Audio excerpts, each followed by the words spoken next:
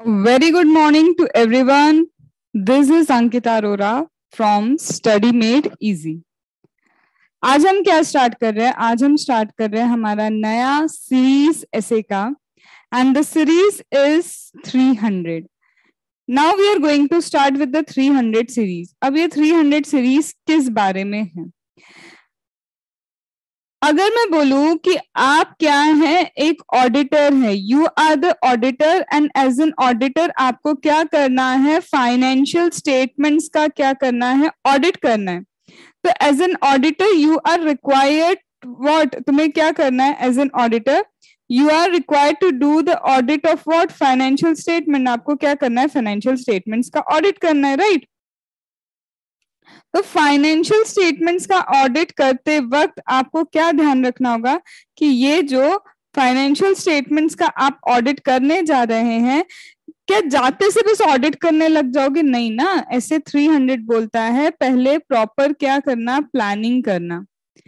Planning audit of financial statement. Financial statements का क्या करना होगा? आपको ऑडिट करना होगा. ये ऑडिट करने के लिए आपको क्या करनी होगी? प्रॉपर प्लानिंग करनी होगी, पहली चीज.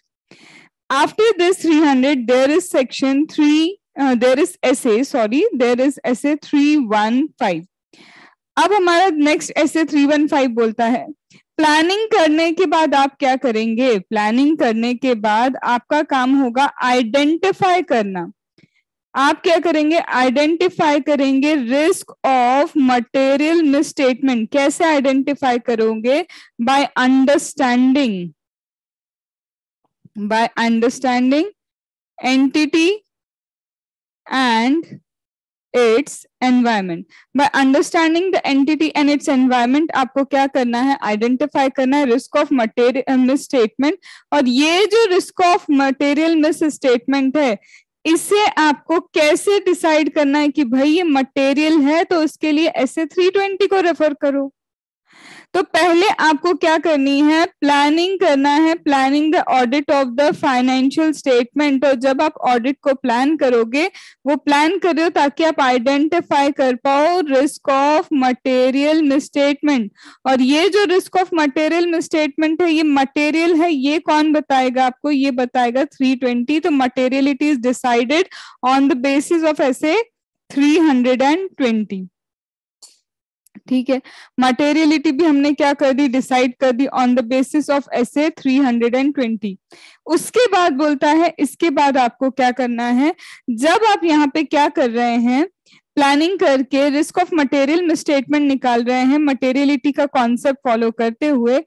अब जो भी रिस्क आपके सामने आई है, ये risk of material misstatement, what ever is the risk जो आपके सामने आई है, अब इस पे आप क्या करोगे?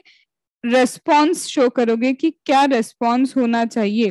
तो रेस्पॉन्स टू असेस्ड रिस्क.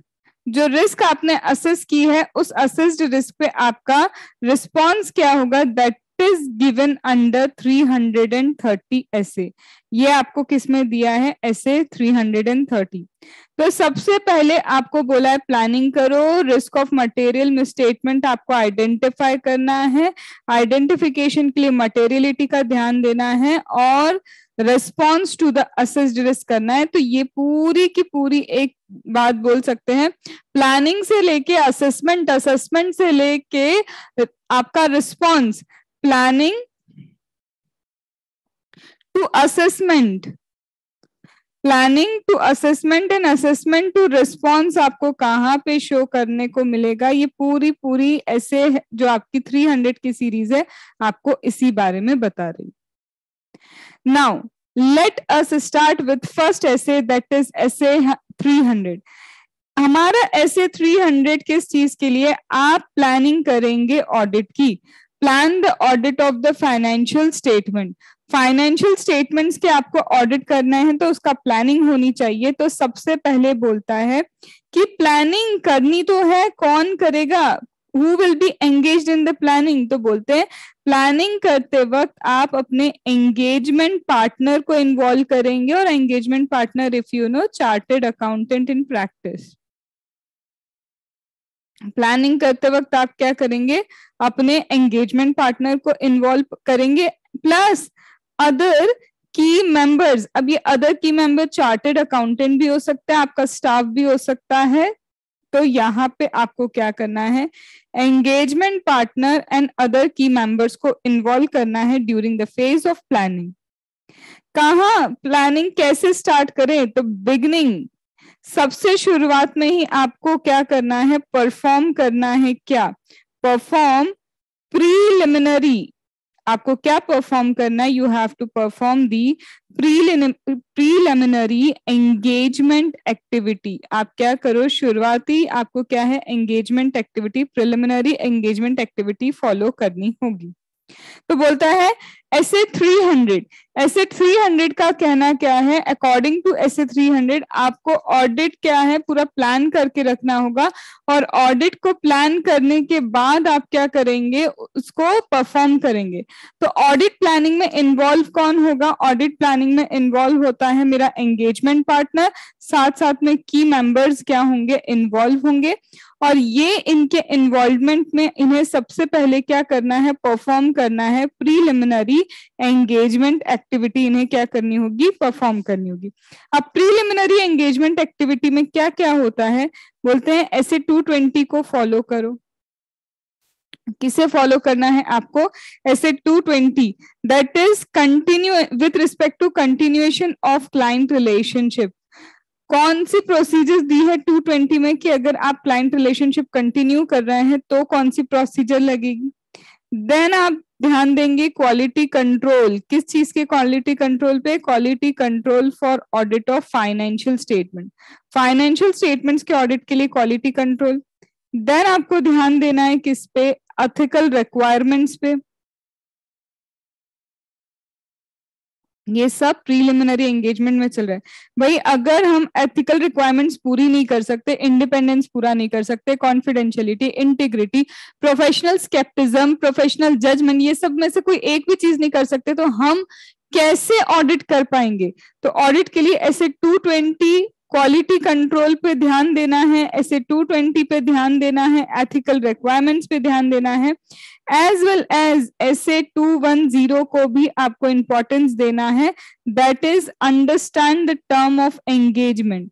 आपको क्या करना है, you have to understand the terms of audit engagement. तो ये सारी चीजें आपको ध्यान में रखनी होगी। 220, देन आपका quality control, then ethical requirement, then 210 that is understanding the terms of audit engagement। तो सबसे पहले की फुर्सत में हम बोले तो आपके एंगेजमेंट पार्टनर इन्वॉल्व होंगे, की मेंबर्स इन्वॉल्व होंगे।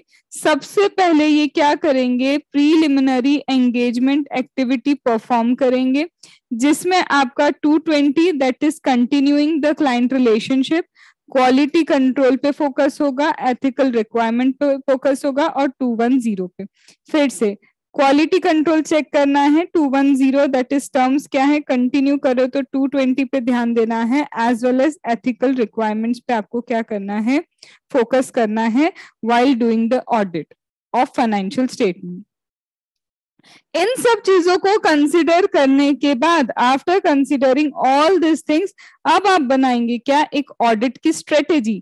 ऑडिट स्ट्रेटेजी अलग होता है, ऑडिट प्लान अलग है। मेरी स्ट्रेटेजी है फॉर फर्स्ट ग्रुप, मुझे पहले क्या करना चाहिए, मुझे ऐसा लगता है मेरे को एफआर बड़ा टफ लगता है, तो एफआर को पहले करते हैं, उसके बाद हम एफआर के साथ में काम करते हैं, ऑडिट ले लेते हैं, और लॉ के साथ एसएफएम लेते हुए चलेंगे।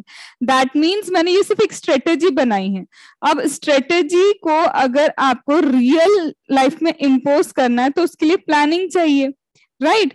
तो पहले बोलते हैं कि ये सारी चीजों के साथ आप क्या बना लो, एक स्ट्रेटेजी बना लो। स्ट्रेटेजी में क्या कंसिडर करोगे, तो स्ट्रेटेजी आपको बताती है स्कोप।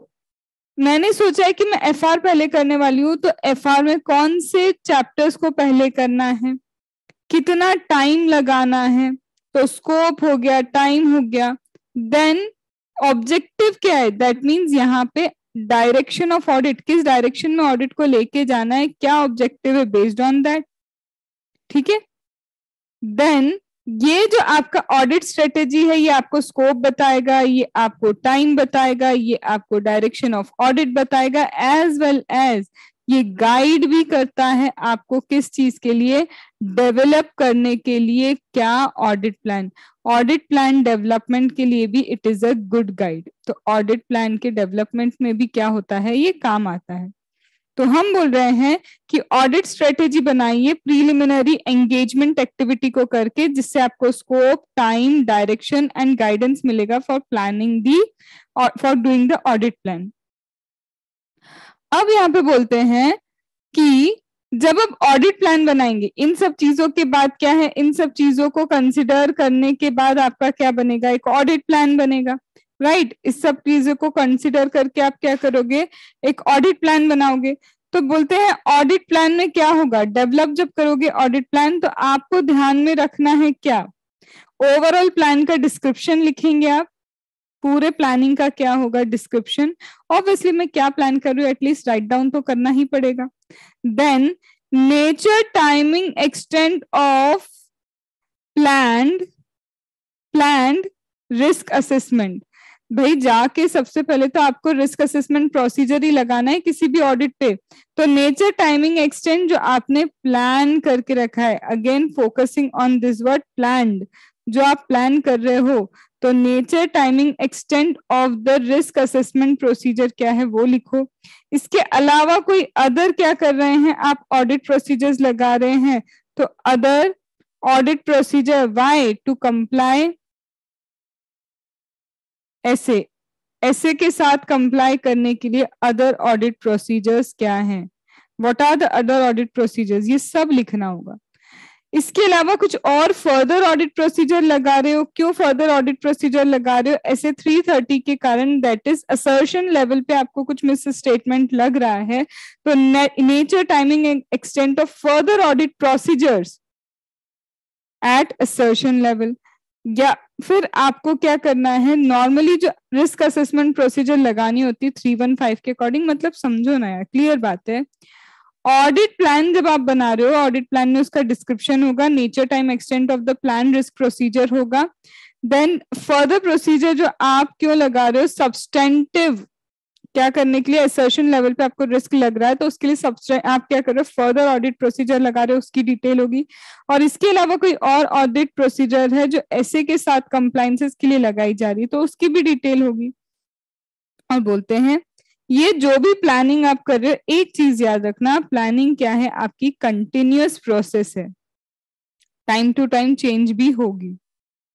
तो यहाँ पे बोलते हैं फिर से कि आपको क्या करना है, अगर ऑडिट करना है किसका, फाइनेंशियल स्टेटमेंट का, तो प्लानिंग जरूरी है। प्लानिंग के पहले कौन लोग होंगे प्लानिंग में, तो आपके टीम मेंबर्स होंगे, की मेंबर्स, एज वेल एज कौन होगा, की मेंबर के साथ आपका एंगेजमेंट पार्टनर। ये लोग बैठ के प्लान बनाएंगे। प्लान से पहले एक स्ट्रेटेजी डिसाइड होगी जिसमें स्कोप होगा, स्कोप के साथ टाइमिंग लिखा होगा, डायरेक्शन ऑफ द ऑडिट होगा, then guidance to develop the plan. ये आपको जो आपका स्ट्रेटेजी है ये किस चीज में हेल्प करेगा, ये बताता है कि आपका रिपोर्टिंग ऑब्जेक्टिव क्या है, प्रीलिमिनरी एक्टिविटी जो आपने परफॉर्म की प्लानिंग स्टार्ट करने से पहले, ये 220 वाली, देन क्वालिटी कंट्रोल वाली, then your 210 understanding the terms. सीधी बात है यार, किसी का ऑडिट एक्सेप्ट करने से पहले टर्म्स एंड कंडीशन नहीं समझोगे, वहां का क्वालिटी कंट्रोल नहीं देखोगे, खुद का एथिकल रिक्वायरमेंट नहीं देखोगे क्या, और 220 अगर कंटिन्यू कर रहे हो तो क्या करोगे, नया है तो टर्म्स ऑफ ऑडिट एंगेजमेंट, या फिर कंटिन्यू कर रहे हो तो 220 को देखो, क्वालिटी कंट्रोल और एथिकल रिक्वायरमेंट देखो। प्रीलिमिनरी आपने एक्टिविटी लगाई, फिर स्ट्रेटेजी आपको scope, time as well as direction and guidance देगा प्लानिंग के लिए।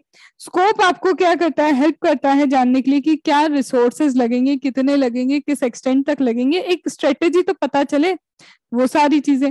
प्लान करोगे तो प्लान की पूरी डिस्क्रिप्शन लिखना, कौन सी ऑडिट प्रोसीजर्स आप लगा रहे हैं, तो रिस्क असेसमेंट प्रोसीजर्स 315 के according, further risk assessment procedure 330 के अकॉर्डिंग, क्योंकि असर्शन लेवल पे रिस्क लग रही है, अदर ऑडिट प्रोसीजर ऐसे को कंप्लाई करने के लिए ये सारी चीजें लिखना है। And planning is a continuous process. Planning क्या है, एक कंटिन्यूअस प्रोसेस है, इस चीज को बताया गया।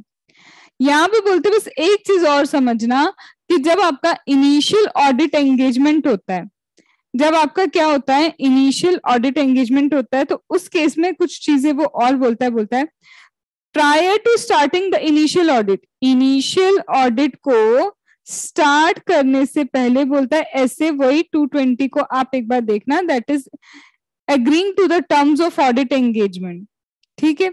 और यहाँ पे बोलता है ये टर्म्स के साथ साथ आपका जो प्रीडिसेसर ऑडिटर है, इस प्रीडिसेसर ऑडिटर को कम्युनिकेट करना है। तो यहाँ पे ऐसे 220 क्या बोलता है, ऐसे 220 बोलता है अगर आपका इनिशियल ऑडिट है तो इनिशियल ऑडिट स्टार्ट करने से पहले एज पर ऐसे 220 एक्सेप्टेंस ऑफ क्लाइंट रिलेशन आपको क्या करना चाहिए, प्रायर ऑडिट से कम्युनिकेट करना चाहिए। क्या चीजें कम्युनिकेट करना चाहिए, अगर कोई मेजर इशू दिख रहा है, किस चीज में मेजर इशू, अकाउंटिंग प्रिंसिपल्स में कोई मेजर इशू है, रिपोर्टिंग स्टैंडर्ड में कोई मेजर इशू है, मतलब कोई भी मेजर इशू अगर हमारे ऑडिटर को दिखता है तो पहले उसे क्या करना है, प्रीडिसेसर ऑडिटर से कम्युनिकेट करना है। क्यों कम्युनिकेट करना है भाई, कुछ भी स्टार्ट करने से पहले क्यों पिछले वाले से पूछ रहे हो, क्या पता उसे क्यों इस बार रीअपॉइंट नहीं किया, क्या मटेरियल मिसस्टेटमेंट्स के चांसेस कहाँ मिल सकते हैं, कोई सिग्निफिकेंट चीज अकाउंटिंग पॉलिसी रिपोर्टिंग में दिक्कत दिखी, एक बार तो उससे कम्युनिकेट करो। फिर जैसे ही आओगे फिर ओपनिंग बैलेंस क्या करना, स्टार्ट करना। अगर आप सेटिस्फाइड हो कि हाँ सही है सब कुछ, ऑडिटर से, पिछले ऑडिटर से बात कर दी, उसको कोई दिक्कत नहीं है, कुछ नहीं है, उसकी फीस वगैरह सब मिल चुकी है, तो यहाँ पे अब हम जाके क्या देखेंगे, ओपनिंग बैलेंसेस। तो इस तरह से आपका ऑडिट स्टार्ट होता है। तो ऑडिट स्टार्ट करने के लिए चाहिए प्लानिंग, प्लानिंग के लिए लोगों का इन्वॉल्वमेंट चाहिए, जो लोग इन्वॉल्व होंगे उसके बाद आपको प्रीलिमिनरी एक्टिविटी परफॉर्म करनी है। प्रीलिमिनरी एक्टिविटी के बाद आप ऑडिट स्ट्रेटेजी डिजाइन करेंगे और ये ऑडिट स्ट्रेटेजी के बाद क्या होगा, ऑडिट की प्लानिंग होगी। अगर ऑडिट प्लानिंग बोलता है इनिशियली आपने कहीं पे किया है तो 220 के साथ साथ आपको क्या करना है, कोई मेजर इशू आता है तो प्रीडिसेसर ऑडिटर को बताना है, और कंटिन्यू कर रहे हो तो आपको किस चीज का ध्यान रखना है, कंटिन्यूएशन में भी 220 का ध्यान रखना है जैसा कि बोला गया है।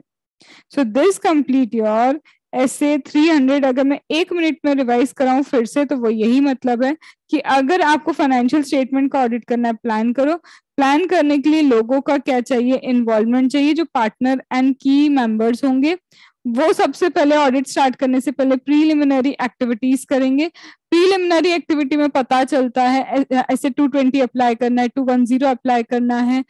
इसके अलावा आपको पता चलता है कि कौन से आपको एथिकल रिक्वायरमेंट्स क्या हैं आपके, और क्वालिटेटिव एस्पेक्ट सारी चीजें देखनी होगी।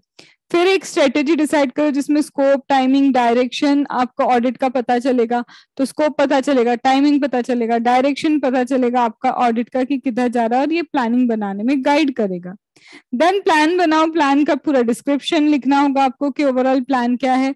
देन आपको अगर क्या मिलती है, nature, timing and extent of risk assessment procedure क्या है, फर्दर रिस्क असेसमेंट प्रोसीजर क्या है 330 के according, and other audit procedures क्या है।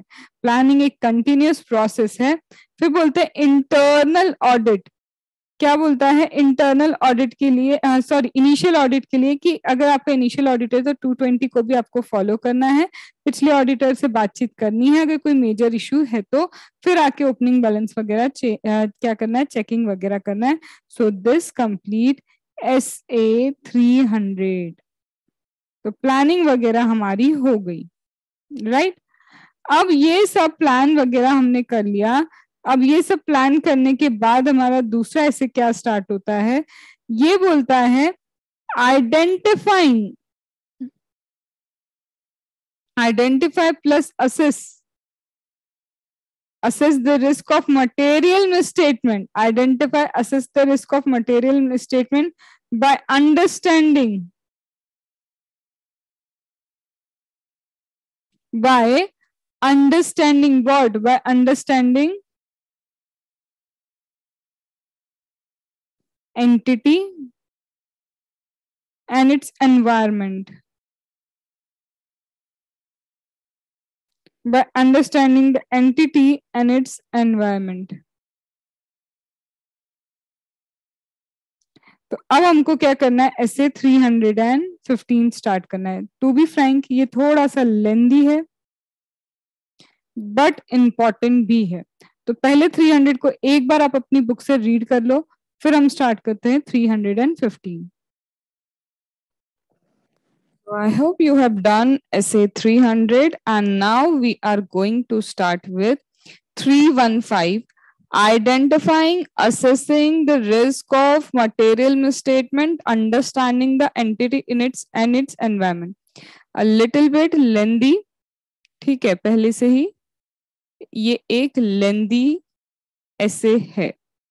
सबसे पहले बोलते हैं कि भाई करना क्या है, तो सबसे पहले करना ये है,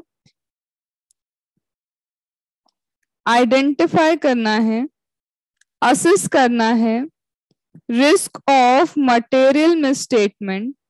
क्या करते हुए आइडेंटिफाई एंड असेस करना है हमें रिस्क ऑफ मटेरियल मिसस्टेटमेंट। आपको एंटिटी और उसके एनवायरनमेंट को समझते हुए चलना है। आपको क्या करना है, एंटिटी और उसके एनवायरनमेंट को समझते हुए चलना है। तो understand the entity and it's environment. पूरी की पूरी कहानी ये जो हमारा नाम है ये बयां कर रहा है। कहता है सबसे पहले आपका काम क्या है, रिस्क ऑफ मटेरियल मिसस्टेटमेंट को आइडेंटिफाई करना।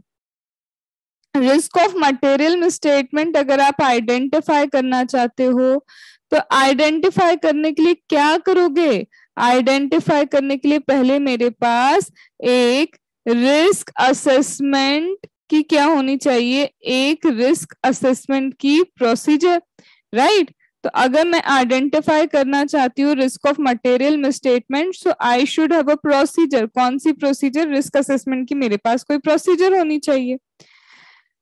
अब जैसे ही मैं आइडेंटिफाई करूंगी रिस्क किसको, रिस्क ऑफ मटेरियल मिसस्टेटमेंट को, तो जैसा इसने बोला कि इसे आइडेंटिफाई करने के लिए first of all you should have a procedure.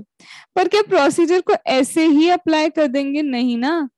आप प्रोसीजर तब तक अप्लाई नहीं कर पाओगे जब तक आप एंटिटी को ना जानते हो। एंटिटी कैसी है, उसका एनवायरनमेंट क्या है, उसके बिना कोई भी प्रोसीजर कैसे लगाओगे।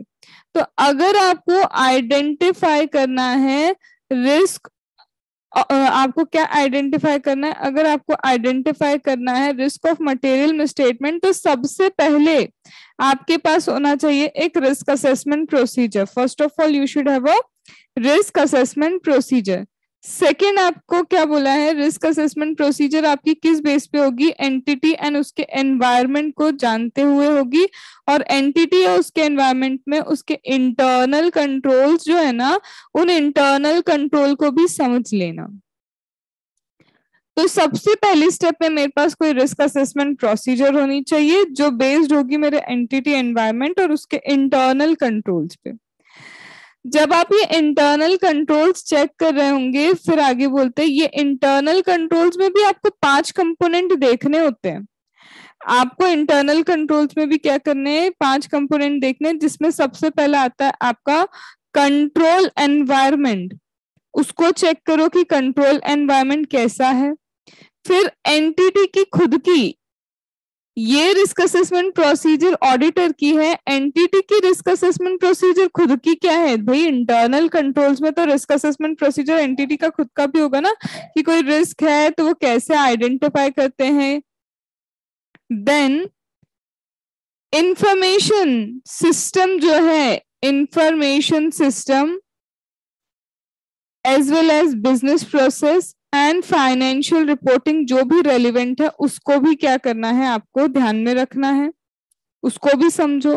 फिर कौन कौन सी कंट्रोल एक्टिविटी लगा रहे हो वो कंट्रोल एक्टिविटी को समझो। एंड देन यहाँ पे मॉनिटरिंग किस तरह से होता है, मॉनिटरिंग ऑफ कंट्रोल, इसको भी आपको क्या करना है, ध्यान में रखना है। तो first of all, I should have a risk assessment procedure based on the entity and its environment and its internal control. When I am checking the internal control, मुझे control environment check करना है, मुझे entity का risk assessment procedure check करना है, मुझे information system, business process, financial reporting control activity and monitoring करना है किसको? कंट्रोल को। और किसको मॉनिटरिंग करना है? कंट्रोल को। ठीक है।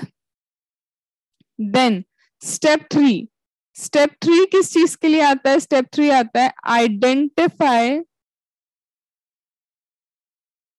Plus assess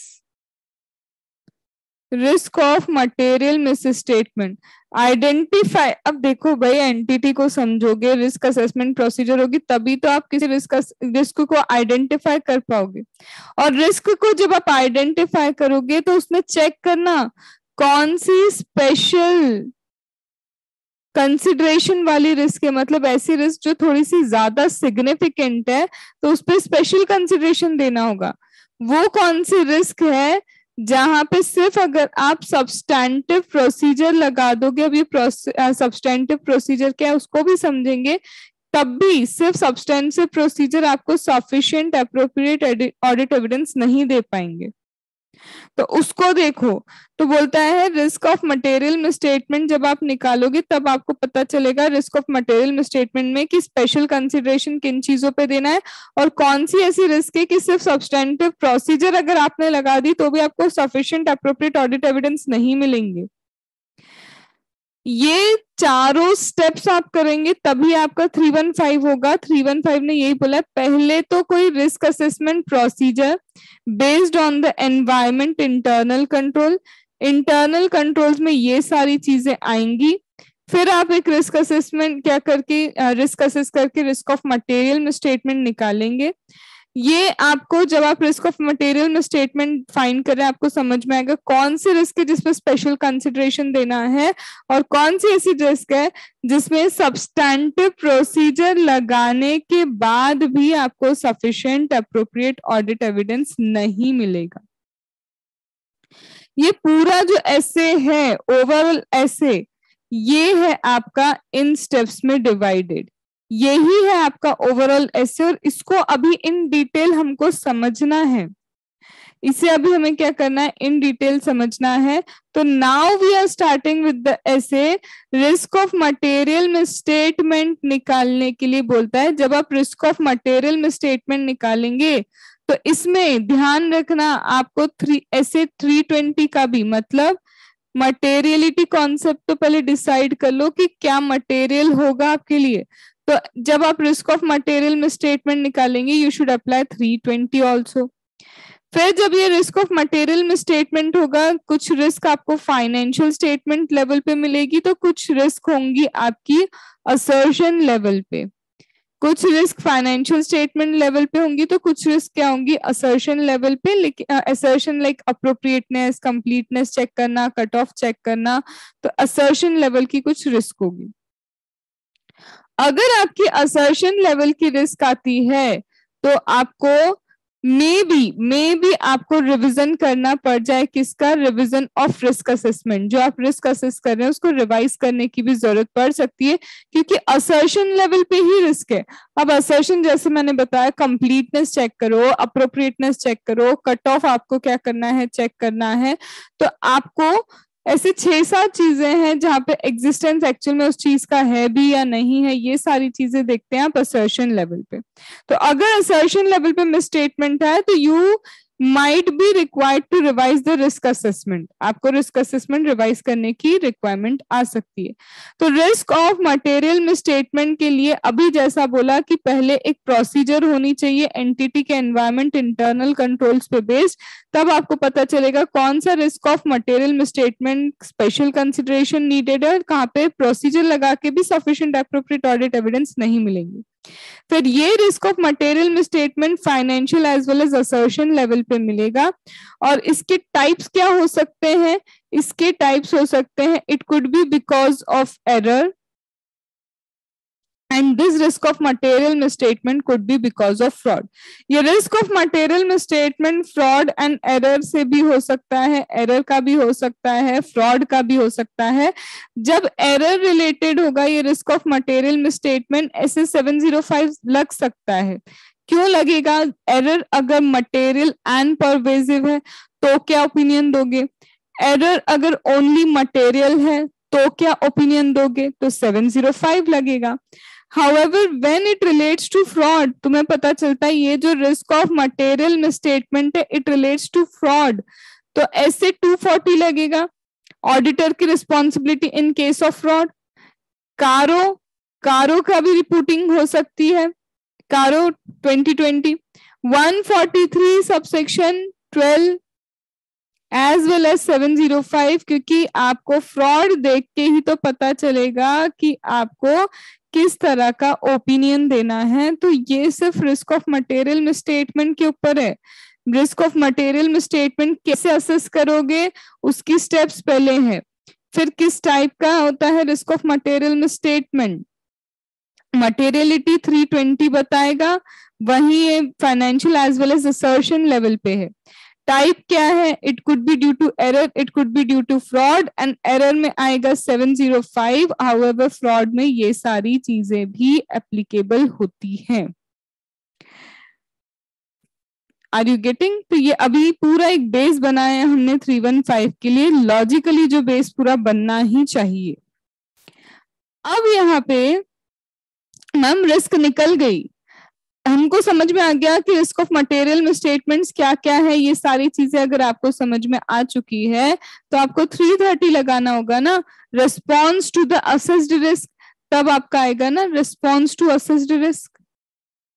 are you getting?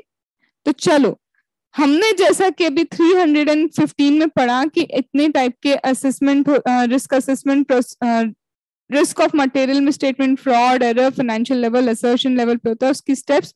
तो पहली स्टेप पे अब हम बढ़ते हैं कि पहली स्टेप क्या थी। तो स्टेप नंबर 1 हमारी थी क्या, स्टेप नंबर 1 ने कहा था कि you should have a risk assessment procedure. आपके पास क्या होना चाहिए, एक रिस्क असेसमेंट प्रोसीजर होना चाहिए। तो कैसे डिसाइड करोगे आपकी रिस्क असेसमेंट प्रोसीजर? ऑब्वियसली सबसे पहले अगर आप क्या चाहते हो, रिस्क असेसमेंट लगाना चाहते हो, रिस्क असेसमेंट प्रोसीजर, तो ऑडिटर कहाँ से डिसाइड करता है अपना रिस्क असेसमेंट प्रोसीजर? सबसे पहले वो इंक्वायरी करता है। ऑडिटर इंक्वायरी करेगा मैनेजमेंट से, ऑडिटर इंक्वायर करेगा अदर्स को, मैनेजमेंट अदर्स को इंक्वायर करेगा विद इन एंटिटी, एंटिटी के अंदर ही बातचीत पूरी करेगा, उसको समझ में आएगा बातें करके, भाई आप ऑडिटर हैं, किसी भी एंगेजमेंट को ले रहे हैं, आप उनसे कन्वर्सेशन करेंगे, आप एंटिटी के मैनेजमेंट, आप एंटिटी के दूसरे पर्सन से क्या करेंगे, बातचीत करेंगे। ऑडिटर का खुद का जजमेंट है कि किनसे उसे क्या इंफॉर्मेशन मिल सकती है, उसके अकॉर्डिंग वो क्या करेगा, इंक्वायरी। तो सबसे पहला मेरा कीवर्ड है, अगर मुझे रिस्क असेसमेंट प्रोसीजर लगाना है तो inquiry management and other person within the entity करनी होगी। देन रिस्क असेसमेंट प्रोसीजर में हम क्या कर सकते हैं, एनालिटिकल प्रोसीजर भी अप्लाई कर सकते हैं, जिससे मुझे एनालिटिकल प्रोसीजर से क्या मिल सकता है, अनयूजुअल इवेंट्स भी सामने आ सकते हैं। और क्या कर सकते हैं रिस्क असेसमेंट प्रोसीजर में, आप ऑब्जर्वेशन करेंगे, खुद नोटिस करो ना चीजें, ऑब्जर्वेशन प्लस इंस्पेक्शन किया जा सकता है, तो inspection and observation could help. या फिर अगर क्लाइंट आपको क्या देता है, इंफॉर्मेशन देता है, आपको क्या है, अगर क्लाइंट इंफॉर्मेशन देता है तो इंफॉर्मेशन फ्रॉम क्लाइंट क्या रेलिवेंट होगी, क्लाइंट है आपका, क्लाइंट आपको जो इंफॉर्मेशन देता है, whether the client information would be relevant, ये आपको चेक करना होगा, चाहे आप नए क्लाइंट की बात करें या फिर कोई क्लाइंट जिसे आप कंटिन्यू कर रहे हैं, whether the information from the client, whether clients acceptance और continuance would it be relevant. फिर आपके पास हो सकता है नॉलेज हो, किस चीज का नॉलेज हो, आपने इसी क्लाइंट के अदर एंगेजमेंट किए हैं, इसी क्लाइंट के अदर एंगेजमेंट किए, on the basis of that knowledge, on the basis of that knowledge आप क्या कर रहे हैं, रिस्क असेसमेंट प्रोसीजर लगा रहे हैं, तो क्या वो दूसरे एंगेजमेंट की जो नॉलेज है क्या यहाँ पर रेलिवेंट होगी। देन अगेन नॉलेज, किस चीज की नॉलेज, नॉलेज आपको देखना होगा कि आपको, आपके पास इंफॉर्मेशन है, किस चीज की इंफॉर्मेशन, प्रीवियस ऑडिट एंगेजमेंट की, previous audit engagement, previous audit आपने किया है इसी क्लाइंट का, प्रीवियस ऑडिट एंगेजमेंट के बेसिस पे आपको जो नॉलेज है, जो इंफॉर्मेशन है, आप उस बेसिस पे ऑडिट प्रोसीजर लगा रहे हो, क्या वो अभी रेलिवेंट है, कहीं कोई चेंज ना हुआ हो, ये चेक कर लेना। इसके बाद आप और क्या कर सकते हैं, डिस्कशन करेंगे ना, अपनी टीम के साथ डिस्कस करो क्या सस्पेक्टेबल लगता है आपको कि कहाँ पे मटेरियल मिसस्टेटमेंट मिल सकता है। तो this are the risk assessment procedure, आपको रिस्क असेसमेंट प्रोसीजर लगाना है। तो फर्स्ट इंक्वायरी करो, इंक्वायरी मैनेजमेंट या others within the entity कर सकते हो। उनकी इंक्वायरी के अलावा आप एनालिटिकल प्रोसीजर्स अप्लाई कर सकते हो। एनालिटिकल के अलावा आप ऑब्जर्वेशन करो, आप इंस्पेक्शन करो चीजों की, आप ऑब्जर्वेशन इंस्पेक्शन कर सकते हैं। इसके अलावा आप क्या कर सकते हो, आपके क्लाइंट, आपने क्लाइंट को एक्सेप्टेंस दी है या कंटिन्यूएंस करे, तो उससे जो इन्फॉर्मेशन मिलेगी would it be relevant.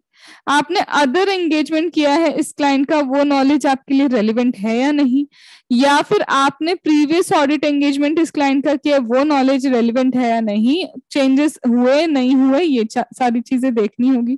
Then discuss about the susceptibility, जहां आपको सस्पेक्शन लग रहा है कि यहाँ पे मिस स्टेटमेंट हो सकता है, डिस्कस अबाउट दैट सस्पेक्टेबिलिटी, उस सस्पेक्टेबिलिटी के बारे में आपको क्या करना है, डिस्कशन करना है।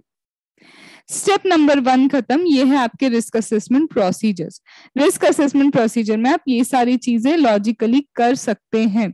आप क्या क्या कर सकते हैं, रिपीटिंग अगेन, आप चाहें तो अपने ऑब्जर्वेशन इंस्पेक्शन के अकॉर्डिंग, एनालिटिकल प्रोसीजर के अकॉर्डिंग, या फिर आपको लगता है पिछला ऑडिट आपने किया, अदर एंगेजमेंट आपने किया, आप डिस्कशन करें सस्पेक्टेबिलिटी के ऊपर। इसके अलावा जो इंक्वायरी कर सकते हैं मैनेजमेंट या अदर पर्सन से, तो आपको ये हो गया आपका रिस्क असेसमेंट प्रोसीजर। अब आते हैं हम स्टेप नंबर 2 पे। स्टेप नंबर 2 क्या बोलता है, स्टेप नंबर 2 बोलता है एंटिटी को समझ लो, एंटिटी के एनवायरमेंट को समझ लो। तो now we are going to understand the entity and its environment. तो एंटिटी और उसके एनवायरमेंट, पहले एंटिटी को भी समझेंगे एज वेल एज उसके इंटरनल कंट्रोल्स को समझेंगे। इंटरनल कंट्रोल्स में हमें 5 कंपोनेंट्स को क्या करना है, समझना है। तो सबसे पहले एंटिटी को समझना है, तो एंटिटी की इंडस्ट्री को समझो, उसके रेगुलेशंस को समझो। तो एंटिटी, उसके relevant industry, relevant regulations, other factors, applicable financial reporting framework है। एंटिटी को समझना है तो हम क्या समझेंगे कि एंटिटी के लिए रेलिवेंट क्या है, एंटिटी के लिए रेलिवेंट इंडस्ट्री कौन सी है, एंटिटी के लिए रेगुलेशंस कौन से रेलिवेंट है, दैट इज रेगुलेटरी कौन सी रेलिवेंट है, एंटिटी के लिए कौन से एक्सटर्नल फैक्टर्स हैं जो रेलिवेंट है, एंटिटी पे एप्लीकेबल फाइनेंशियल रिपोर्टिंग फ्रेमवर्क कौन सा आता है। तो सबसे पहले एंटिटी की industry, regulatory, external factors, applicable financial reporting frameworks कौन से होंगे। सेकंड, एंटिटी के नेचर के बारे में आपको जानना है। एंटिटी का नेचर मतलब बिजनेस ऑपरेशन कैसा है, एंटिटी का बिजनेस ऑपरेशन कैसा है, एंटिटी का ओनरशिप स्ट्रक्चर कैसा है, एंटिटी का ओनरशिप के साथ गवर्नेंस स्ट्रक्चर कैसा है, ownership status, governance status. Then type of investment, then type of investment जो एंटिटी ऑलरेडी कर चुकी है या फिर प्लान कर रही है कि ये इन्वेस्टमेंट हमें करना है। देन एंटिटी का जो स्ट्रक्चर है, ठीक है, किस तरह से फाइनेंसिंग हुई है उस स्ट्रक्चर की। वाई मैम ये क्यों नेसेसरी, अगर ज्यादा से ज्यादा आपने डेट लेके रखे हैं तो आपको असेट्स पे ज्यादा ध्यान देना होगा, क्योंकि वो असेट्स मॉर्गेज की होंगी। डेट है मतलब लोगों का पैसा मिलना चाहिए, तो आपको देखना है असेट्स के ऊपर वहां ज्यादा ध्यान देना पड़ेगा। तो एंटिटी का ऑपरेशन, एंटिटी की ओनरशिप, गवर्नेंस, एंटिटी का टाइप ऑफ इन्वेस्टमेंट, एंटिटी का स्ट्रक्चर किस तरह से फाइनेंस्ड है, वर्किंग कैसे होती है, ओवरऑल बेस क्या है ओनरशिप का, कहाँ पे आप असेट्स मतलब इन्वेस्टमेंट कहाँ करके रखे हैं और आपकी लाइबिलिटीज कहाँ से, मतलब एंटिटी के स्ट्रक्चर में फाइनेंसिंग कैसे हुई है, इससे आपको पता चलेगा। ये आपको बताएगा अकाउंट बैलेंस के बारे में, ट्रांजैक्शंस के बारे में, कौन कौन से डिस्क्लोजर्स आपको देने होंगे, ये सारी डिटेल इससे समझ में आएगी। तो फिर से एंटिटी का आप क्या देखेंगे, रेलिवेंट इंडस्ट्री कौन सी है, रेगुलेटरी कौन सा है, एक्सटर्नल फैक्टर कौन से। एंटिटी के नेचर के लिए उसका ओनरशिप चेक करना है, उसका आपको स्ट्रक्चर चेक करना है, उसका आपको क्या चेक करना है, टाइप ऑफ इन्वेस्टमेंट चेक करना है, एज वेल एज आपको देखना है अगर स्ट्रक्चर है तो how it has been financed. इसके बाद आप क्या करेंगे, चेक करेंगे, और जो भी इन्होंने सिलेक्शन कर रखा है, एंटिटी ने जो सिलेक्शन किया है किस चीज का, selection plus application of accounting policy, the selection and the application of accounting policy आपको देखना है। चेंजेस अगर कोई है तो चेंजेस को आप देखिए, कंसिस्टेंसी है या नहीं, कंसिस्टेंसी है या नहीं, financial reporting framework as well as relevant industry के अकॉर्डिंग जो अकाउंटिंग पॉलिसी फॉलो होना चाहिए थी, उसका selection, application, changes and consistency. Accounting policy जो सिलेक्ट की, जो अप्लाई की, उसमें अगर कोई चेंजेस हैं तो वो नोटिस करना है ऑडिटर को, एज वेल एज ये चेक करना है are they consistent with the financial reporting framework and relevant industry, उसके हिसाब से कंसिस्टेंट है भी या नहीं। देन एंटिटी जो है, एंटिटी बोलता है एंटिटी के ऑब्जेक्टिव्स देखो भैया, क्या ऑब्जेक्टिव है एंटिटी के, एंटिटी की स्ट्रेटेजी क्या है, एंटिटी के ऑब्जेक्टिव, एंटिटी की स्ट्रेटेजी, एंटिटी के बिजनेस रिस्क को आपको क्या करना है, ध्यान में रख के चलना है।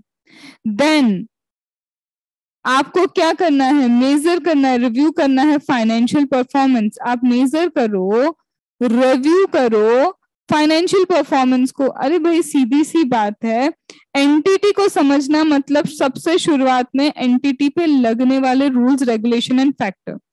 खुद एंटिटी क्या बिजनेस करती है, उसका स्ट्रक्चर क्या है, उसका इन्वेस्टमेंट क्या है और उसका फाइनेंसिंग कैसे हुआ है। एंटिटी जब अकाउंटिंग करती है तो अकाउंटिंग पॉलिसी क्या अप्लाई करती है, उसका सिलेक्शन क्या है, क्या कंटिन्यूएशन है, कोई चेंजेस है। एंटिटी की खुद के ऑब्जेक्टिव, स्ट्रेटेजी क्या है, उसके बिजनेस रिस्क क्या है और उसके फाइनेंशियल परफॉर्मेंस को time to time review and measure करना होगा। फाइनेंशियल परफॉर्मेंस को क्या करना होगा, टाइम टू टाइम रिव्यू करना होगा। तो रेलिवेंट इंडस्ट्री, रेगुलेटरी हो गया, आपका नेचर चेक कर लिया, आपने सिलेक्शन चेक कर लिया, कंसिस्टेंसी, चेंजेस चेक कर लिए अकाउंटिंग पॉलिसी के, एंड साथ साथ में आपने क्या देख लिया, strategy, risk and objective and financial performance भी आपने चेक कर ली। अब आप आओगे एंटिटी के इंटरनल कंट्रोल्स पे, मतलब अभी तो सिर्फ आप एंटिटी को ही समझ रहे हो, अब एंटिटी के हम इंटरनल कंट्रोल्स को भी समझेंगे। तो याद करो, इंटरनल कंट्रोल्स में मुझे 5 कंपोनेंट को समझना है। इंटरनल कंट्रोल्स में मुझे किन चीजों को समझना है, 5 कंपोनेंट। वो 5 कंपोनेंट क्या है, कंट्रोल, एनवायरमेंट, एंटिटी के रिस्क असेसमेंट प्रोसीजर को समझना है। थर्ड मुझे समझना है इंफॉर्मेशन सिस्टम को एंटिटी के, प्लस उससे रिलेटेड बिजनेस प्रोसेस को मुझे क्या करना है, समझना है। देन मुझे क्या समझना है, फोर्थ पे कंट्रोल एनवायरनमेंट के बाद control activity, and then fifth is monitoring of control. इन सब चीजों को समझ के तो पहले एंटिटी को हम समझ पा रहे हैं, एंटिटी को तो अब हम समझ पा रहे हैं इन सब चीजों को समझ के। तो सबसे पहले बोलता है कंट्रोल एनवायरनमेंट में देखो क्या एंटिटी में कल्चर है, किस चीज का, ऑनेस्टी का। एंटिटी के मैनेजमेंट ने ऑनेस्टी का कल्चर रखा है, एथिकल बिहेवियर क्या फॉलो होते हैं, उसी से पता चल जाएगा आपको कि कंट्रोल्स अच्छे होंगे या नहीं। अगर एंटिटी ऑनेस्टी को प्रमोट करती है, there is a culture of honesty, there is a culture of ethical behaviour. अगर एथिकल बिहेवियर और ऑनेस्टी का कल्चर है मैनेजमेंट इस पे इम्पैक्ट करती है, उन्होंने ऐसा कोई कल्चर क्रिएट किया है, ऐसा कोई कल्चर अगर मेंटेन किया है, तो कंट्रोल एनवायरनमेंट में पहले तो ऑनेस्टी को चेक करो। मॉरलिटी इज अ बेस, अगर लोग मॉरल हैं तो कहीं ना कहीं फ्रॉड वहां नहीं होगा, गलतियां हो सकती है, फ्रॉड के चांसेस कम है। तो चेक फॉर द कल्चर की ऑनेस्टी का कल्चर, एथिकल बिहेवियर का कल्चर क्रिएट या मेंटेन किया भी है या नहीं किया है। देन एंटिटी की रिस्क असेसमेंट प्रोसीजर पे आना, क्या एंटिटी की जो रिस्क असेसमेंट प्रोसीजर है वो आइडेंटिफाई कर पा रही है किस चीज को, बिजनेस के रिस्क को आइडेंटिफाई कर पाती है। फिर अगर आइडेंटिफाई कर पाती है तो सिग्निफिकेंस क्या है उस रिस्क का, कितनी इंपॉर्टेंट है वो रिस्क, क्या सचमुच पे ध्यान देना चाहिए, और अगर इंपॉर्टेंट है तो लाइकलीहुड देख पा रही है कि कितना चांसेस है कि वो रिस्क आएगी, और फिर एक्शंस क्या लिए जाते हैं उस रिस्क को एड्रेस करने के लिए। सबसे पहले यहाँ ऑडिटर चेक करेगा, सबसे पहले तो क्या रिस्क असेसमेंट प्रोसीजर है या नहीं है। अगर रिस्क असेसमेंट प्रोसीजर है एंटिटी के पास तो क्या वो आइडेंटिफाई कर पाता है बिजनेस रिस्क को, सिग्निफिकेंस जज कर पाते हैं कि कौन सी रिस्क इंपॉर्टेंट है कौन सी नहीं, उसके लाइकलीहुड को समझ पाते हैं, और जब पता चलता है तो what are the actions to address it. अगर रिस्क असेसमेंट है तो आइडेंटिफिकेशन, सिग्निफिकेंस, उसके बाद उसका चांसेस ऑफ ऑकरेंस और एक्शन टू एड्रेस आप देख पा रहे हो। और अगर आपके पास रिस्क असेसमेंट प्रोसीजर है ही नहीं मैनेजमेंट, या फिर एडहॉक बेसिस पे आप कोई प्रोसेस लगा देते हो, तो क्या इससे आपके बिजनेस रिस्क आइडेंटिफाई हो जाते हैं, क्या आप इसे अच्छे से एड्रेस कर पाते हैं। तो सिंपल सी बात समझो ना, सबसे पहले इंटरनल कंट्रोल में ऑनेस्टी का कल्चर देखने जा रहे हो, एथिकल बिहेवियर का कल्चर देख रहे हो, फिर आप देख रहे हो मैनेजमेंट तुम्हारे खुद के पास कोई रिस्क असेसमेंट प्रोसीजर है, अगर है तो क्या वो आइडेंटिफाई करती है सिग्निफिकेंट रिस्क को एंड लाइकलीहुड को, एज वेल एज एक्शंस क्या लेने आप एड्रेस कर पाते हो। और अगर आपके पास रिस्क असेसमेंट प्रोसीजर नहीं है या फिर आप एडहॉक बेसिस पे प्रोसेस लगाते हैं, तो क्या वो बिजनेस रिस्क को आइडेंटिफाई कर पा रही है और एड्रेस कर पा रही है। और क्या बिजनेस रिस्क असेसमेंट प्रोसीजर का ना होना सर्टेन सर्कमस्टेंसेस में चेक करो सही भी है कि इनके पास कोई रिस्क असेसमेंट प्रोसीजर नहीं है। तो सर्कमस्टेंस के ऊपर देखो, appropriate to the circumstance, on the basis of circumstances check करो कि एक रिस्क असेसमेंट प्रोसीजर का ना होना सही भी है या नहीं।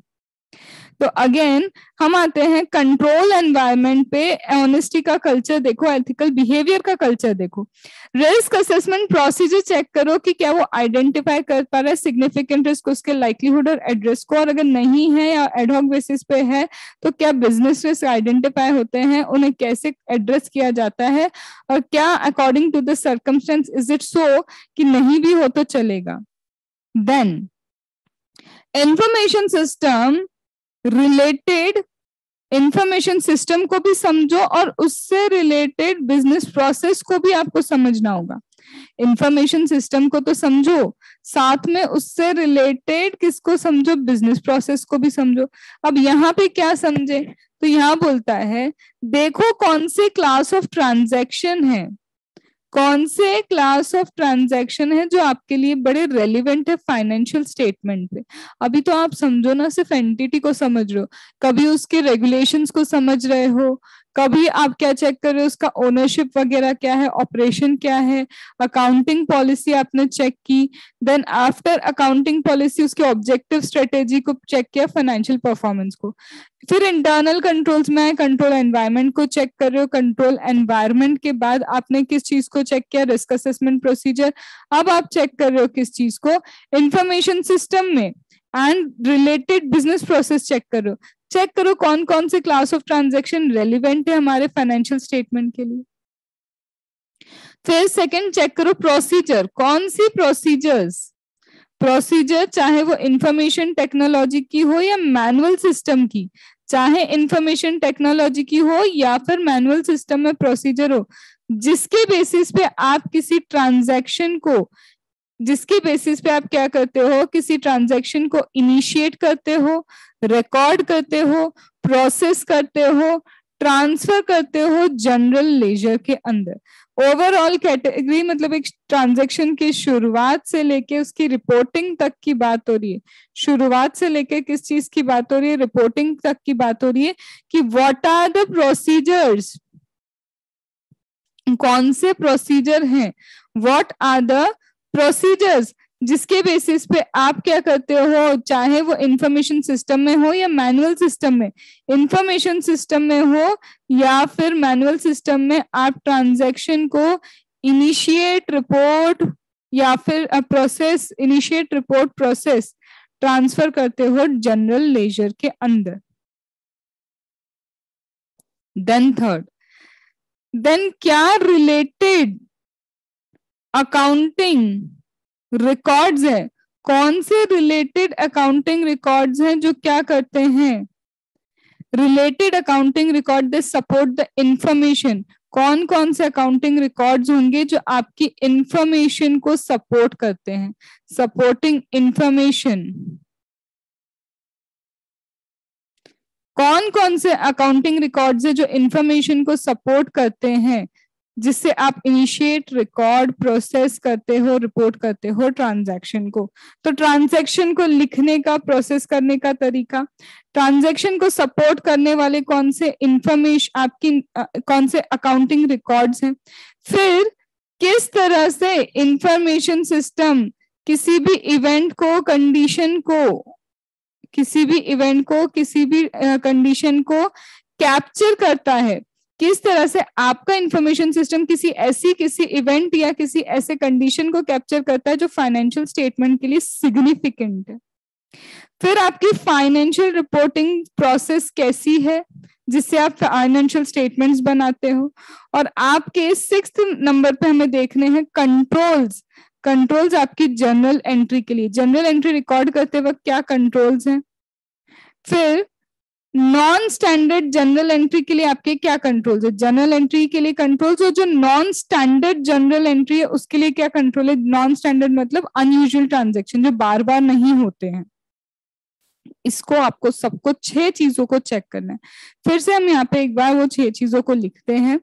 सबसे पहले आइडेंटिफाई करना चाहते हैं वो क्लास ऑफ ट्रांजैक्शन, हमें वो क्लास ऑफ ट्रांजैक्शन को आइडेंटिफाई करना है दैट इज सिग्निफिकेंट और relevant to the financial statement, financial statement के लिए जो हमारे लिए क्या है, रेलिवेंट है। Second, class of transaction relevant to the financial statement, then procedure को चेक करो। वो प्रोसीजर चाहे आप इंफॉर्मेशन टेक्नोलॉजी में लगा रहे हो या मैनुअल सिस्टम में लगा रहे हो, वो प्रोसीजर जो इंफॉर्मेशन टेक्नोलॉजी या फिर मैनुअल सिस्टम में आप एप्लीकेबल करते हैं, जिसके बेसिस पे इनिशिएट करते हैं, रिकॉर्ड करते हैं, प्रोसेस करते हैं, ट्रांसफर करते हैं आप किसको, जनरल लेजर को।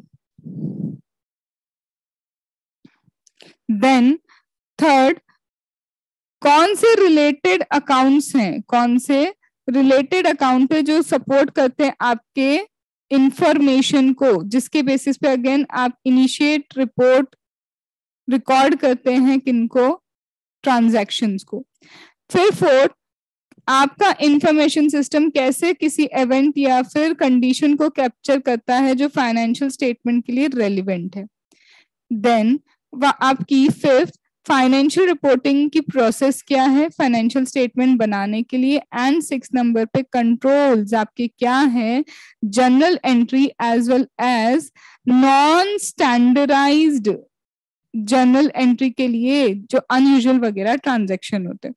तो आप क्लास ऑफ ट्रांजैक्शन जो सिग्निफिकेंट है चेक कर रहे, प्रोसीजर चेक कर रहे रिकॉर्ड करने की, रिलेटेड अकाउंट जो सपोर्ट करते हैं आपके इंफॉर्मेशन को, किस तरह से इंफॉर्मेशन सिस्टम आपके इवेंट या कंडीशन जो relevant to the financial statement है उससे रिकॉग्नाइज कैप्चर करता है, फाइनेंशियल रिपोर्टिंग की प्रोसेस क्या है, एंड कंट्रोल्स क्या है आपकी journal entry and non standardised journal entry के रिस्पेक्ट में।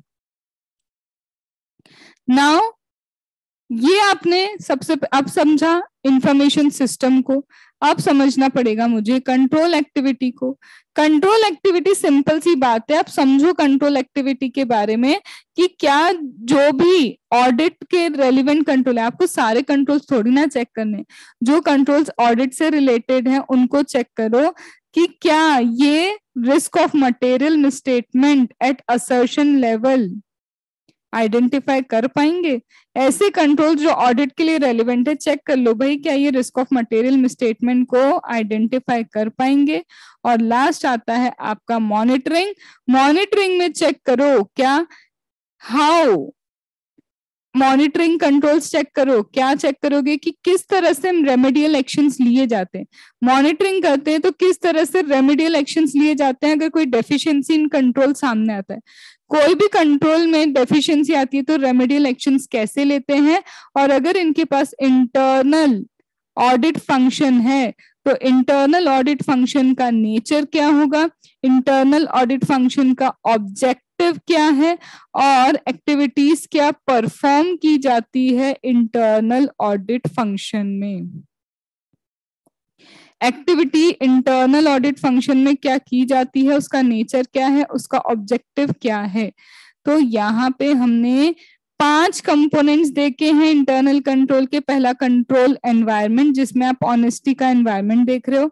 फिर आपने देखा रिस्क असेसमेंट प्रोसीजर है तो क्या सिग्निफिकेंट चीजों को आइडेंटिफाई कर रही हो, अगर नहीं है तो कैसे ये लोग एडहॉक बेसिस पे चीजों को आइडेंटिफाई करते हैं, एड्रेस करते हैं। फिर देखना है इनको साथ में इंफॉर्मेशन सिस्टम और बिजनेस प्रोसेस जो रिलेटेड है, जिसमें अभी हमने 6 पॉइंट्स किए। फिर आप एक बार कंट्रोल की एक्टिविटी देखो कि भाई क्या ये असेस करते हैं सर्टेन लेवल पे risk of material misstatement, and monitoring में देखो रेमेडियल एक्शंस जो लिए जाने चाहिए वो कैसे लेते हैं, और अगर इंटरनल ऑडिट फंक्शन है तो क्या परफॉर्म करता है वो फंक्शंस, या परफॉर्म उसका नेचर क्या है, और कौन से एक्टिविटी परफॉर्म हो चुके हैं, कौन से परफॉर्म होंगे। ये सारी चीजों को करके दैट इज एंटिटी को समझ लिया, एंटिटी के एनवायरनमेंट को समझ लिया, और रिस्क असेसमेंट प्रोसीजर अपन ने समझ लिया कि कैसे डिसाइड होती है हमारी ये रिस्क असेसमेंट प्रोसीजर। अब आप क्या करोगे, आइडेंटिफाई करोगे। किस चीज को आइडेंटिफाई करोगे, रिस्क ऑफ मटेरियल मिसस्टेटमेंट को आइडेंटिफाई करोगे। अब रिस्क ऑफ मटेरियल मिसस्टेटमेंट को आइडेंटिफाई करोगे और चेक करोगे कहीं ये रिस्क परवेजिव तो नहीं है, इस रिस्क का इम्पैक्ट क्या आएगा असर्शन लेवल पे, और इसके होने के चांसेस क्या है। भाई निकाली क्यों रिस्क, इसीलिए ना, कितनी फैली हुई है, उसका इम्पैक्ट क्या है, और होने के चांसेस क्या है नई रिस्क के। इसी में फिर आप आइडेंटिफाई करोगे कौन सी ऐसे रिस्क है जिसपे स्पेशल कंसिडरेशन देना पड़ेगा। What are the risk that require special consideration, कौन सी रिस्क पे मुझे स्पेशल कंसिडरेशन देने की जरूरत है। तो risk that require special consideration, अगर उसमें फ्रॉड इन्वॉल्व है, अगर ट्रांजैक्शन बहुत कॉम्प्लेक्स है, मुझे ज्यादा ध्यान देना पड़ेगा ट्रांजैक्शन में क्या है, कॉम्प्लेक्सिटी है। अगर रिलेटेड पार्टी इन्वॉल्व है, सिग्निफिकेंट ट्रांजैक्शंस हैं, बहुत सारे ट्रांजैक्शन, सिग्निफिकेंट ट्रांजैक्शन में तो रिलेटेड पार्टी इन्वॉल्व है। या फिर ट्रांजैक्शन आपके ऑर्डिनरी कोर्स ऑफ बिजनेस का है ही नहीं, ऑर्डिनरी कोर्स ऑफ बिजनेस का ट्रांजैक्शन नहीं है। फ्रॉड चेक करो, फ्रॉड रिलेटेड है, कॉम्प्लेक्सिटी है, रिलेटेड पार्टी इन्वॉल्व है, या ordinary course of business, ordinary course of business से रिलेटेड ही नहीं है आपका ट्रांजैक्शन। देन कहीं आपके ट्रांजैक्शन में सब्जेक्टिविटी ज्यादा तो इन्वॉल्व नहीं है, मतलब मैनेजमेंट का जजमेंट, जहां मैनेजमेंट का बहुत ज्यादा जजमेंट है तो अनसर्टेनिटी भी ज्यादा है। देन और क्या हो सकता है, कुछ रेलिवेंट चेंजेस हुए हैं अभी, कुछ क्या हुआ है रेलिवेंट चेंजेस, चाहे एनवायरमेंटल चेंजेस, रेलिवेंट चेंजेस है आपके, इकोनॉमिक चेंजेस हो, अकाउंटिंग चेंजेस हो, डेवलपमेंट चेंजेस हो, रेगुलेटरी चेंजेस हो, यहाँ पे कुछ तो रेलिवेंट चेंजेस हुए, उसके रिस्पेक्ट में भी आपको ज्यादा ध्यान देना होगा। तो या तो फ्रॉड इन्वॉल्व है, या कॉम्प्लेक्सिटी है, या रिलेटेड पार्टी है, या ऑर्डिनरी कोर्स ऑफ बिजनेस नहीं है, या बहुत सारा अनसर्टेनिटी, मतलब सब्जेक्टिव है वो ट्रांजैक्शन और रेलिवेंट चेंजेस हुए, तो इन चीजों को बोलते हैं स्पेशल कंसिडरेशन वाले risk. Special consideration, risk that requires special consideration. और कुछ रिस्क ऐसी होंगी कि आप अगर उस पर सब्सटैंटिव प्रोसीजर भी लगा देंगे, सब्सटैंटिव प्रोसीजर अभी आपको SA 330 में देखने को मिलेगा आगे, तो अगर आपने सब्सटैंटिव प्रोसीजर लगाई तो भी आपको सफिशिएंट एप्रोप्रिएट ऑडिट एविडेंस नहीं मिल पाएगा। मैम ऐसा क्यों? ऐसा तब होता है जब आपने इनकम्प्लीट तो ट्रांजैक्शन रिकॉर्ड किए हैं। कैसे सब्सटैंटिव प्रोसीजर क्या करेगी? इनकम्प्लीट ट्रांजैक्शन जो आपने रिकॉर्ड किए उस पे कैसे आपको हेल्प करेंगे? इनएक्यूरेट रिकॉर्ड किया है आपने, इनएक्यूरेसी पे वो कैसे आपको हेल्प करेंगे? तो यहाँ पे ऐसी चीज में भले ही सब्सटैंटिव प्रोसीजर लगा दो लेकिन सफिशिएंट एप्रोप्रिएट ऑडिट एविडेंस आपको नहीं मिल पाएगा। This completes your SA 315। तो SA 315 स्टार्ट होता है 4 स्टेप से, 3 स्टेप से। रिस्क असेसमेंट प्रोसीजर, फिर आप एंटिटी को समझेंगे जिसमें इंटरनल कंट्रोल्स के 5 कंपोनेंट्स को समझेंगे, फिर आप रिस्क को असेस करेंगे और उसमें डिसाइड करेंगे स्पेशल कंसिडरेशन वाली रिस्क कौन सी और कौन सी रिस्क है जिसपे सब्सटैंटिव प्रोसीजर लग भी गया तो भी सफिशिएंट एप्रोप्रिएट ऑडिट एविडेंस नहीं आने वाला है। Now take a break of 5 to 10 minutes, थोड़ा इसे स्क्रॉल डाउन करो and then we will start with बहुत छोटा सा अब हमारा SA 320 materiality in the planning and performing audit. Materiality के ऊपर आएंगे, छोटा है, इजी है, एंड फिर उसके बाद 330 भी हम इसी में कवर अप करेंगे।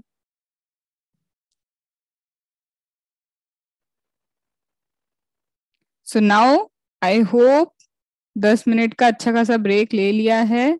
So now we are starting with SA 320, बड़ा छोटा बहुत अच्छा सा इजी सा ऐसे है।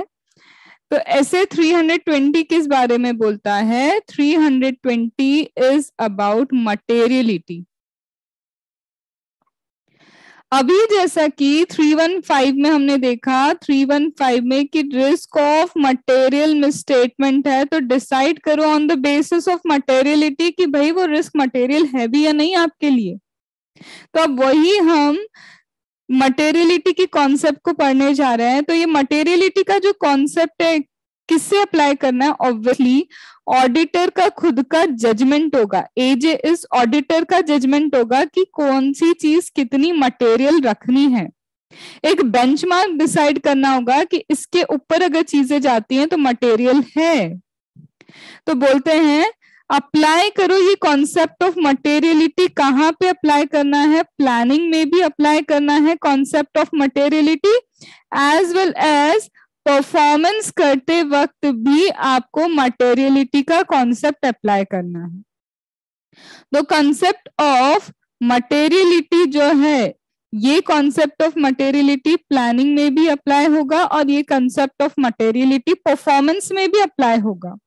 That means planning and performance दोनों जगह इस कंसेप्ट को आपको क्या करना है? अप्लाई करना है।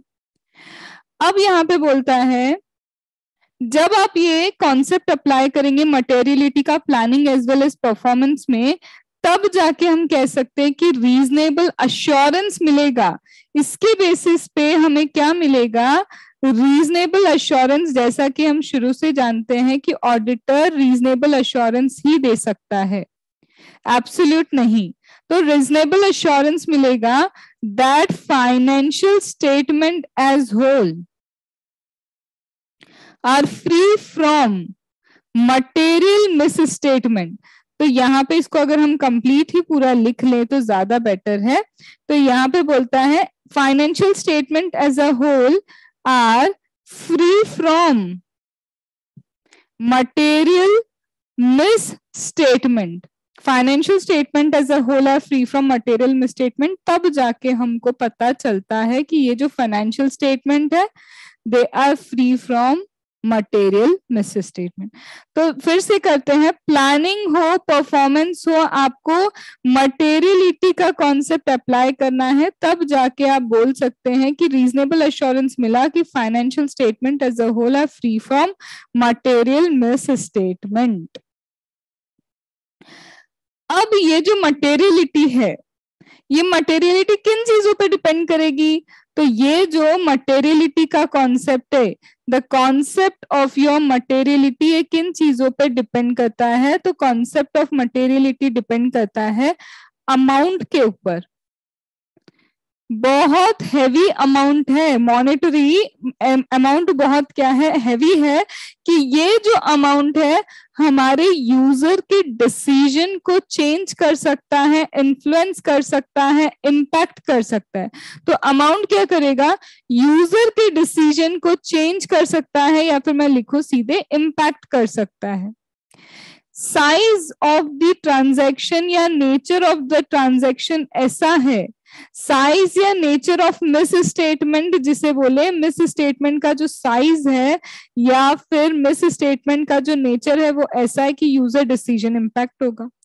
या फिर कॉमन नीड, देखो कॉमन नीड है ये यूजर की, देना ही होता है, उसी में ही गलतियां हैं। तो अब इसके एग्जाम्पल को देखते हैं।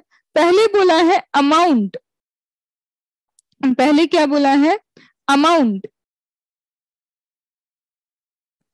अमाउंट यहाँ पे आपका इतना है, ऐसा है आपका अमाउंट कि क्या कर रहा है, ये यूजर डिसीजन को इम्पैक्ट कर रहा है। अमाउंट क्या है आपका? अमाउंट यूजर के डिसीजन को क्या करता है? इम्पैक्ट करता है।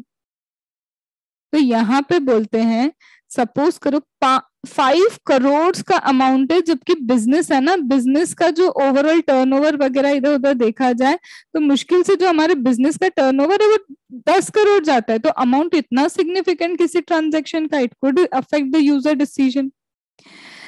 साइज एंड नेचर को क्यों ले रहे हैं? सपोज करो अमाउंट तो बहुत बड़ा नहीं है, लेकिन बार बार लीगल एक्सपेंसेस होते जा रहे हैं। एक बिजनेस में बार बार लीगल एक्सपेंसेस का क्या काम? किसी बिजनेस में बार बार लीगल एक्सपेंसेस का क्या काम है, उसको यहाँ पे क्या कर रहे हैं ये लोग बता रहे हैं। या फिर जो चीज यूजर्स की कॉमन नीड में है उसमें तो कम से कम गलतियां नहीं होनी चाहिए, उसमें तो क्या। तो ये 3 चीजें डिसाइड कराती है मटेरियलिटी। ये 3 चीजें क्या करती हैं? मटेरियलिटी के कॉन्सेप्ट को डिसाइड कराती है कि कौन सी चीज मटेरियल है। तो जरूरी नहीं है हमेशा अमाउंट हो सकता है नेचर ऑफ द ट्रांजैक्शन ऐसा हो कि वो मटेरियलिटी को इम्पैक्ट करता हो, वो मटेरियल हो जाए चीजें। ठीक है। नाउ यहाँ पे जैसे ही आप क्या करेंगे, मटेरियलिटी डिसाइड कर लेंगे, आपको प्लानिंग परफॉर्मेंस में क्या करना है? मटेरियलिटी के कॉन्सेप्ट को अप्लाई करना है। तो आप nature, timing, extent of risk assessment procedure decide करेंगे, तब मटेरियलिटी यूज होगा। जब आप क्या करेंगे? आइडेंटिफाई करेंगे किसको? आप आइडेंटिफाई प्लस असेस करेंगे किसको? रिस्क ऑफ मटेरियल मिसस्टेटमेंट को, तब भी क्या होगा? आपका मटेरियलिटी कॉन्सेप्ट यूज होगा। फिर आप नेचर, टाइमिंग एंड एक्सटेंट अगर फर्दर ऑडिट प्रोसीजर का डिसाइड करेंगे, फर्दर ऑडिट प्रोसीजर का, तब भी मटेरियलिटी कॉन्सेप्ट यूज होगा। तो materiality concept nature, timing, extent पे यूज होगा। मटेरियलिटी कॉन्सेप्ट आपका फर्दर ऑडिट प्रोसीजर पे यूज होगा। आइडेंटिफाई करना है रिस्क ऑफ मटेरियल मिसस्टेटमेंट, हर जगह ही तो यूज करोगे। तो मटेरियलिटी अमाउंट पे, साइज पे, नेचर पे, कॉमन नीड पे डिपेंड करती है। प्लानिंग परफॉर्मेंस में लगाना है। फिर चाहे आप nature, timing, extent of further audit procedure हो, रिस्क असेसमेंट प्रोसीजर हो, या फिर risk of material misstatement identify करना है, असेस करना है, हर जगह आपको फिर मटेरियलिटी लगानी होगी।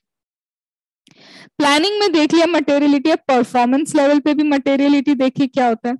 बोलते हैं जो भी आपने मटेरियलिटी का अमाउंट डिसाइड किया है, जो भी आपने अमाउंट किसका डिसाइड किया है? मटेरियलिटी का है। तो आप जब परफॉर्मेंस करेंगे ना, चेकिंग करना स्टार्ट करेंगे, उससे बिलो लेवल से स्टार्ट करना। सपोज मैंने कहा 1 लाख तक के ट्रांजैक्शन मटेरियल नहीं है, उसके ऊपर के हैं, तो बोलते 1 लाख नहीं, आप 80,000 से स्टार्ट करो। ये एक रैंडम नंबर लिया है मैंने। आप उसके बिलो लेवल से क्या करो? स्टार्ट करो, क्योंकि जब आप उससे नीचे लेवल पे स्टार्ट करोगे तो ऑलरेडी 1 लाख के ऊपर की चीजें तो कवर हो ही रही है और उसके नीचे की भी चीजें कवर हो रही है। तो अगर कोई एग्रीगेट लेवल पे मिस स्टेटमेंट है तो वो भी क्या हो जाएगा? इसमें कवर हो जाएगा। तो मटेरियलिटी जो भी आपने सेट किया उससे लेसर देन लेवल पे आप चेकिंग करना स्टार्ट करना, जिससे ओवरऑल जो रिस्क हो सकती है ना किसी फाइनेंशियल स्टेटमेंट पे, वो ओवरऑल जो रिस्क है वो रिड्यूस होगी। कोई अगर मिस स्टेटमेंट डिटेक्ट नहीं होता, करेक्ट नहीं होता, ओवरऑल वो इम्पैक्ट करता है, तो उन चीजों में क्या करेगा, ये हेल्प करेगा। तो ये है आपकी परफॉर्मेंस मटेरियलिटी। तो प्लानिंग में भी, परफॉर्मेंस में भी इस मटेरियलिटी के कॉन्सेप्ट को आपको अप्लाई करना है। और याद रखना, ये जो मटेरियलिटी आपने अप्लाई किया है, इसको time to time according to the need revise भी करते रहना। जैसे जैसे आपको लगता है जरूरत चलती है, तो वैसे वैसे ये मटेरियलिटी, परफॉर्मेंस मटेरियलिटी का रिवीजन भी होता है। देन यहाँ पे बोलते मैम ये डिसाइड कैसे करेंगे मटेरियलिटी? अरे बेंचमार्क का कॉन्सेप्ट यूज करो ना। आप एक बेंचमार्क सेट करो, इट कुड बी परसेंटेज। एक परसेंटेज ले लो कि ये मेरा स्टार्टिंग है मटेरियलिटी का, ये क्या है, मटेरियलिटी का स्टार्टिंग है। तो मैम ये बेंचमार्क स्टार्ट करते वक्त कैसे, क्या सोचना पड़ेगा हमें? तो बेंचमार्क के वक्त आप देखो, area of focus, area of focus, users किस एरिया पे फोकस करते हैं? तो यहाँ पे लिख देती हूँ मैं, focus area of user. Users के लिए जरूरी चीजें क्या है? यूजर के लिए रेवेन्यू ज्यादा जरूरी है, तो उन चीजों पे आप देखो मटेरियलिटी। देन आपकी एंटिटी के नेचर के हिसाब से कुछ चीजें डिसाइड होगी। नेचर ऑफ एंटिटी, एंटिटी के नेचर के हिसाब से हमें डिसाइड करना है। आपका ओनरशिप स्ट्रक्चर, वही जैसे मैंने बताया था, अगर आपका ओनरशिप स्ट्रक्चर डेट वाला ज्यादा है, लोन ज्यादा लिया है, तो असेट पे हमको ज्यादा फोकस करना होगा। देन हो सकता है आपके फाइनेंशियल स्टेटमेंट में हमको पता चलेगा कौन से एलिमेंट पे ज्यादा फोकस करना है, रेवेन्यू पे फोकस करना है, एक्सपेंस पे फोकस करना है। तो use of benchmark in determining the materiality as a whole अगर आप मटेरियलिटी डिसाइड करें, तो focus area, nature of entity, ownership structure, financial statement के एलिमेंट, इन सब चीजों को ध्यान में रखना होगा। और वोलेटिलिटी, कितना चेंजेस आते हैं, वोलेटिलिटी भी आपको क्या करनी होगी, वोलेटिलिटी का भी ध्यान रखना होगा। तो relative volatility of benchmark, focus area क्या है, नेचर ऑफ एंटिटी क्या है, ओनरशिप, देन फाइनेंशियल स्टेटमेंट में आपके लिए रेलिवेंट एलिमेंट्स क्या है, और वोलेटिलिटी। इन 5 चीजों को देख के मटेरियलिटी आपकी डिसाइड होगी। एंड दिस कंप्लीट एसे 320। यहां आपका एसे 320 कंप्लीट होता है। 330 सेपरेट वीडियो में मैं आपको रिकॉर्ड करके दूंगी। इन 3 चीजों को अच्छे से पढ़ो, फिर 330 भी देखो। जस्ट बिकॉज थोड़ा सा आई गेस की लिटिल बिट लॉन्गर हो रहा है वीडियो, तो I have to record it separately. तो आज आपका एसे की 300 series done. Okay, so hope it is helping. और अगर आपको हैंड रिटन नोट्स मेरे चाहिए, ये वाले नहीं, एसे के ही लिखे हुए मेरे हैंड रिटन नोट्स चाहिए, तो आपको कमेंट में रिक्वेस्ट करना होगा कि अगर लग रहा है आपको जरूरत, तो टेलीग्राम चैनल पे आई विल अपलोड, और अगर जरूरत नहीं है तो नो वरीज। ओके, चलो, थैंक यू।